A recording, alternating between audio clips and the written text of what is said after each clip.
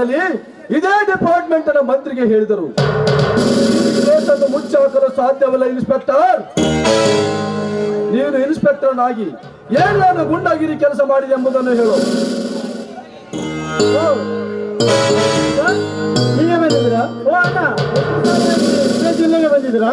ಮೋಚಾಬಾಯಿನ ಅಣ್ಣ ತಮ್ಮಂದಿರೆಂದು ಸಂಬಂಧ ಹಚ್ಚಿ ಮಾತನಾಡಲಿಕ್ಕೆ ಇದೇನು ಮನೆಯಲ್ಲ, ಪೊಲೀಸ್ ಸ್ಟೇಷನ್.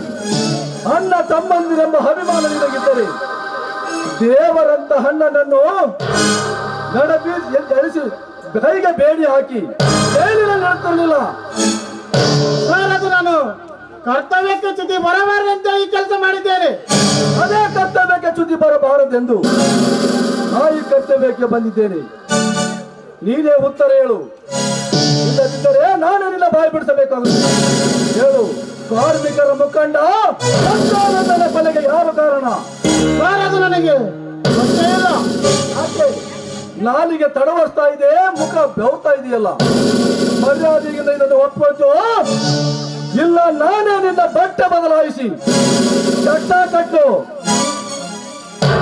ಹೇಳು, ಆ ಕೊಲೆಗೆ ಯಾರು ಕಾರಣ ಇನ್ಸ್ಪೆಕ್ಟರ್? ಇಲ್ಲ, ನಾನು ಅವರನ್ನು ಕೊಂದೇ ಇಲ್ಲ. ನೀವು ಸುಳ್ಳು ಹೇಳ್ತಿದ್ದೀರಿ. ನಾನು ನಿಷ್ಠಾವಂತ ಪೊಲೀಸ್ ಇನ್ಸ್ಪೆಕ್ಟರ್.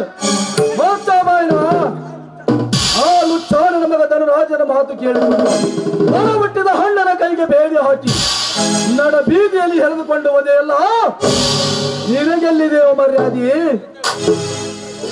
ಹಾಕಿದ್ದೇನೆ ಅಂತ ಮಾತ್ರಕ್ಕೆ ನಾನು ನನ್ನ ಕೈಗೆತ್ತಿಕೊಳ್ಳುವ ನೀನು ಮನುಷ್ಯನಲ್ಲ, ರಾಕ್ಷಸ.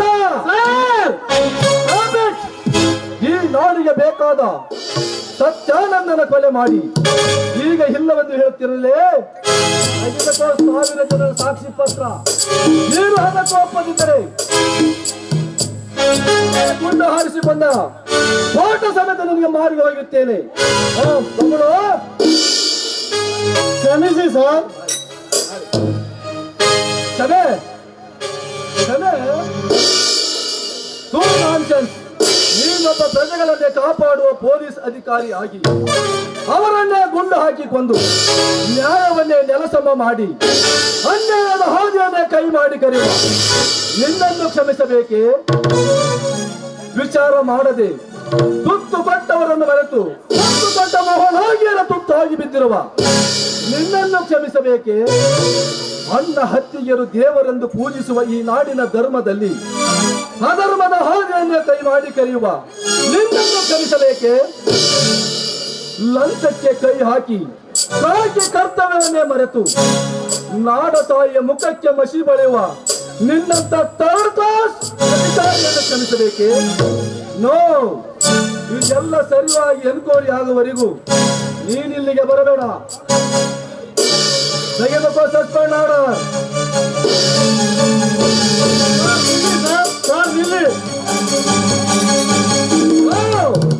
ನಿನ್ನಂತ ಲಂಚದ ಅಧಿಕಾರಿಗೆ ಇದೇ ಸಾಕ್ಷಿ. ತೆಗೆದುಕೋ ಸಸ್ಪೆಂಡ್ ಆರ್ಡರ್. ಇದೆಲ್ಲ ತೀರ್ಮಾನ ಆಗುವವರೆಗೂ ನೀನಿಲ್ಲಿಗೆ ಬರಬೇಡ. ಆ ನಿನ್ನ ಧನಿಕನ ಜೊತೆ ಚಕ್ಕಂದವನೇ.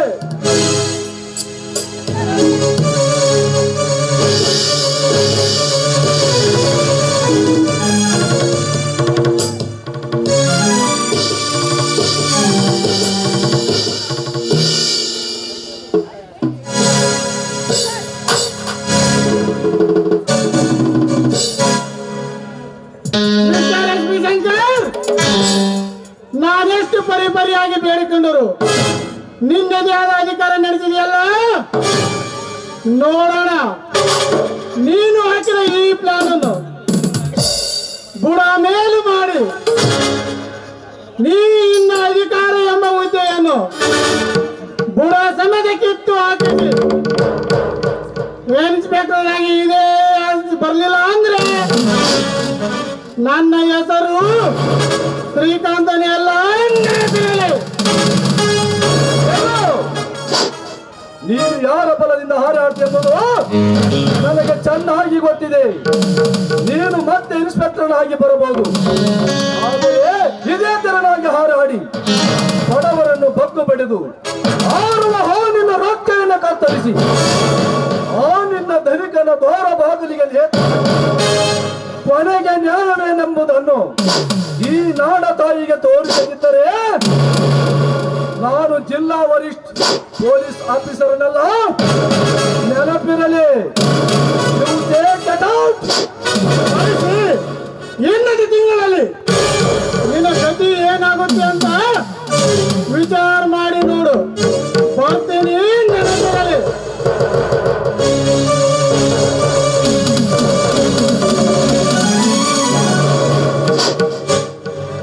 ವಿಷಯ ಒಳಗಿದ್ದ ಧರ್ಮರಾಜನನ್ನು ಹೊರಗೆ ಬಿಡಿ.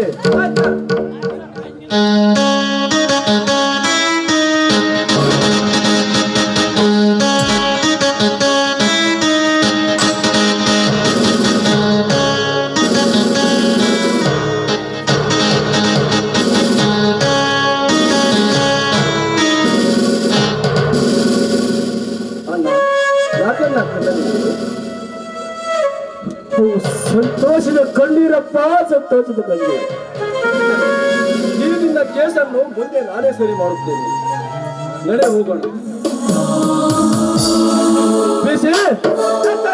ಒಳಗಿದ್ದ ಕೈದಿಗಳ ಬಗ್ಗೆ ಎಚ್ಚರದಿಂದಿರಿ. ಆಯ್ತಾ?